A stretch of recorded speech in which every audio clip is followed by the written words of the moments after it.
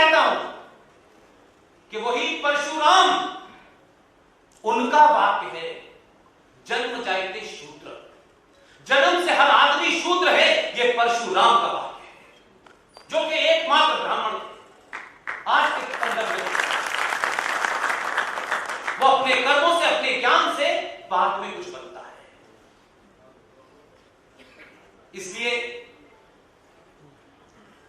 इस सरकार ने क्या किया, नहीं किया, क्या ये करने जा रहे हैं, जनसंख्या नियंत्रण कानून कब आएगा? जब उन्होंने नियंत्रण आप पे नहीं लगाया था तो फिर आपको किसने रोका? दूसरों पे भी नहीं लगाया था, उन्होंने कहा हम रोकेंगे नहीं। अब आप चाहते हो रोके, अरे भाई वो रोके ना रोके, आपको किसने रोका था? कोई कानून बना था कि हम तो हमारे दो आप ही के होंगे। उन्होंने कहा आप मानते हैं हम तो हमारे दो, उनका नारा है हम तो हमारे दो, बाकी तुम गिन लो। अब उनका नारा है, आप कहते नहीं कानून लाओ। भाई साहब कितने अमित शाह पैदा करोगे घर घर जाके? कहां हो रहा है? कहां चेक करोगे? तीसरा हो गया, चौथा हो गया, कैसे चेक करोगे? कोई प्रोविजन है? जिनका एजेंडा ही यही है कि लोकतंत्र में, पूरी दुनिया में जहां जहां लोकतंत्र है वहां डेमोग्राफी चेंज करके मामला बदला है, और जहां जहां लोकतंत्र है वहीं इस्लामिक ताकतें अपने वर्चस्व को बना पाती है। पूरे 57 देशों में कोई लोकतंत्र नहीं है। पकड़े गए, जुमे की नमाज के बाद गर्दन अलग, सफा। लेकिन यहां पे जो लोग हैं वो कहते हैं यहां लोकतंत्र ही नहीं है। दो चार को वहां भेजो तो पता चले लोकतंत्र क्या होता है। इसलिए 2014 और 2019 के बाद भारत राष्ट्र को, दोनों बात में फर्क समझिए, मैं देश की बात नहीं करता। देश की एक टेरिटरी है, उसे सेना बचाएगी, देश के अंदर का नियंत्रण पुलिस करेगी, कानून व्यवस्था अपना काम करेगी, एक संविधान है, एक संसद है। ये देश चलाने आए हैं, हर सरकार देश चलाती है, वो राष्ट्र चलाने नहीं है, क्योंकि राष्ट्र का बोध समाज ने किया ही नहीं। और जब आपको राष्ट्र का बोध हुआ तो आपने 2014 में 283 सीटें लेके जिनको भेजा, उनसे कहा कि सड़कें बहुत साल से बन रही हैं, हवाई जहाज बहुत साल से बन रहे हैं, जीएसटी कम हो गया, लाभ होगा, हमें नहीं पता, अगर कोई कमी रह गई है तो हमें बताना। उन्होंने कहा कमी है, आपने उस कमी को 2019 में, और जब आप इस बात को समझते हैं कि सत्ता पे जिनको बिठाया है वो मेरा काम, आपका काम, इस जाति का काम, उस जाति का काम, ये बहुत तुच्छ और बहुत छोटी सी चीज है। उनको यह एहसास हो गया कि भारतीय जनमानस ने मेरे भागने के सारे रास्ते बंद कर दिए। अब मेरे पास कोई तर्क नहीं, कोई लॉजिक नहीं। ये मैं इसलिए नहीं कर सकता कि यहां बहुमत में 2 कम है, यहां 2.5 कम है, यहां 1 कम है, करना। और जब उनको यह अंदाजा हो गया कि हमें, वो राष्ट्र प्रधानमंत्री है, वो गृह मंत्री है, उन्होंने संविधान की शपथ खाई हुई है, इसलिए उनको पूरा अधिकार है ये कहने का कि उन्हें 130 करोड़ लोगों ने वोट दिया है। मैंने न शपथ ली है, न शपथ लेने का मेरी ख्वाहिश है। 100 करोड़ हिंदुओं ने वोट दिया इससे सरकार को।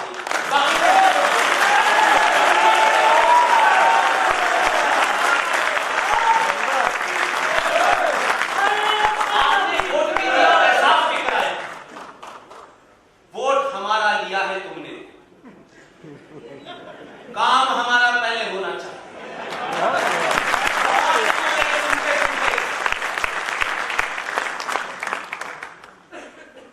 ये आपने, इसलिए मैंने राजा दाहिर का नाम दिया। वहां से लेके अब तक का इतिहास पढ़े, बीच में आए शिवाजी, आए महाराणा प्रताप आए, लेकिन वो एक क्षेत्र तक रहे। आपके अंदर पहली बार सामूहिक तौर से ये चेतना जागी है कि 700-800 साल बाद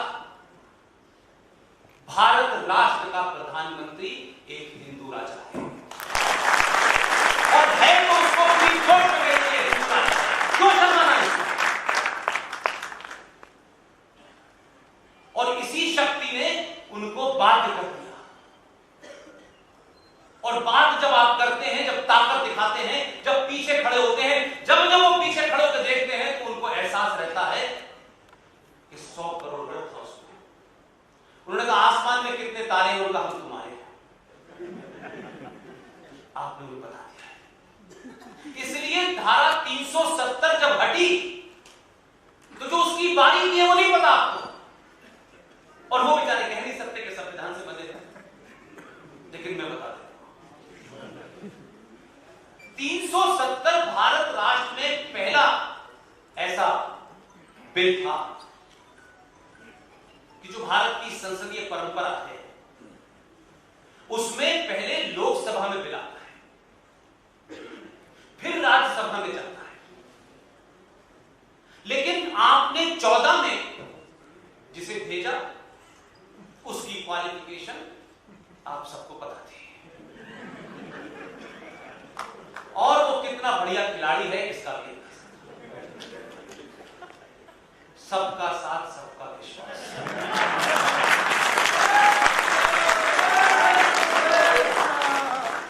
ये नारा जब अब लगाता है तो कुछ लोगों के पैर कब पानी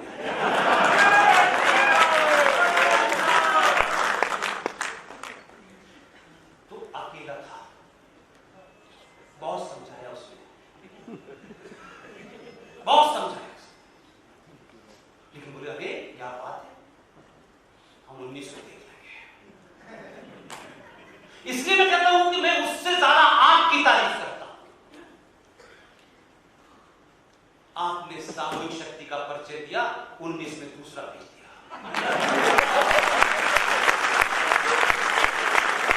और दोनों खिलाड़ी एक की क्वालिफिकेशन बायोडाटा के तहत पता चली, दूसरे की तब पता चली जब चिदंबरम अंदर गया, बोले इसने भी से अंदर किया।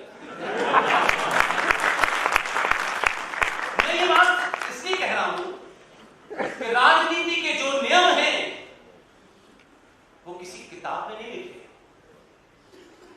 हर सेकंड हर घड़ी राजनीति बदलती है, एटर्नल नहीं रहती। और उसके बाद उत्तर प्रदेश से बहुत आवाजें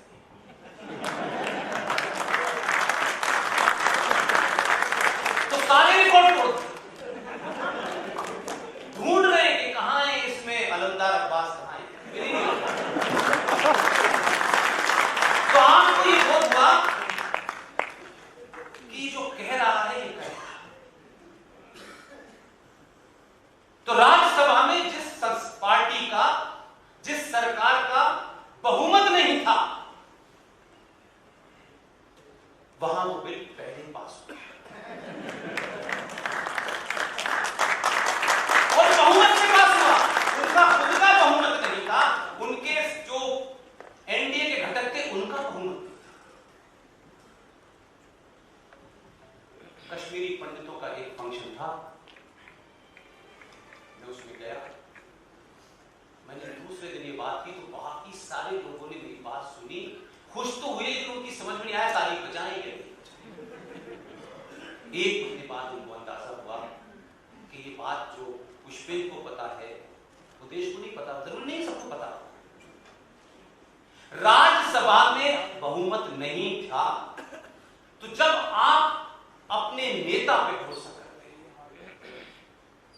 मैं दो लोगों के अलावा किसी को नहीं जानता,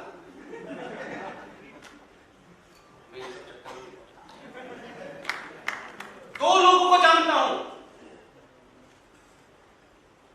उस आदमी ने आपके दबाव में एक रास्ता निकाला। और रास्ता क्या निकाला कि भारत के अंदर एक परंपरा है कि भारत के मेंबर ऑफ पार्लियामेंट, संसद जो होते हैं, वो भारत सरकार के खर्चे से अलग अलग पार्टियों के लोग विदेशों में जाकर के कहीं म्युनिसिपैलिटी की व्यवस्था देखने जाते हैं, कहीं सड़क कैसे बनाई जाती है देखने जाते हैं। 2 महीने पहले एक ग्रुप बनाया कि आप लोग नीदरलैंड और स्विट्जरलैंड जाना है। उन्हें ये पता ही नहीं था, वो तो खुश हो गए कि पहली बार हमारे ऊपर पार्टी मेहरबान हुई है, नहीं तो ये अपनों को भेजती है, दूसरों को भेजती है। उन्होंने कहा भी कि आप अपनी पार्टी के लोगों को नहीं भेज रहे। उन्होंने कहा नहीं, उन्होंने मोदी जी ने कहा है सबका साथ सबका विकास। वो इतनी खुशी खुशी घर और चले गए। 2 महीने पहले तैयार और 3 लोगों को पता था। और इतना समझदार आदमी, उनको टिकट लौटने की दी और जिस दिन कांड करना था उससे 1 हफ्ते बाद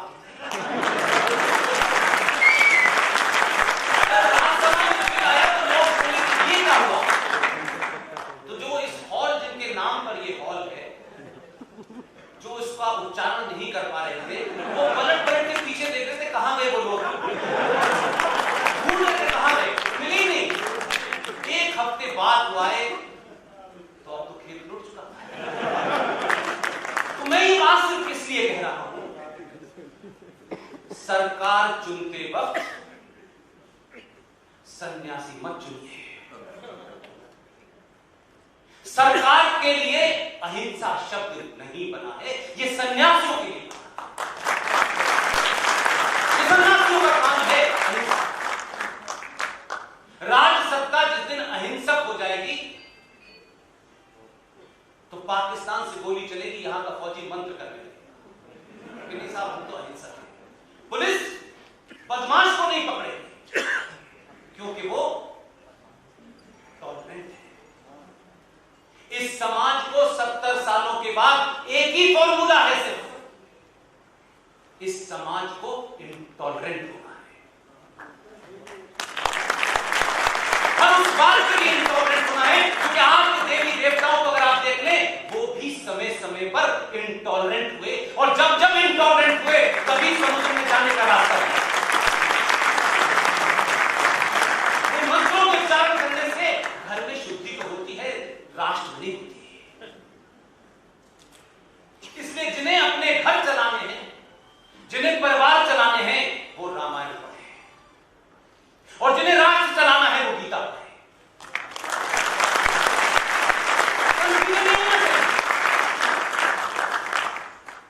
इसलिए गीता को अधूरा मत पढ़िए, पूरा पढ़िए, समग्रता में पढ़िए।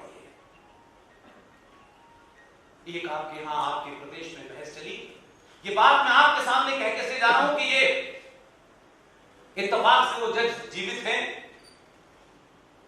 अच्छे हमारे बुजुर्ग हैं, मित्र हैं। आप ही के प्रदेश में हाई कोर्ट के जज थे,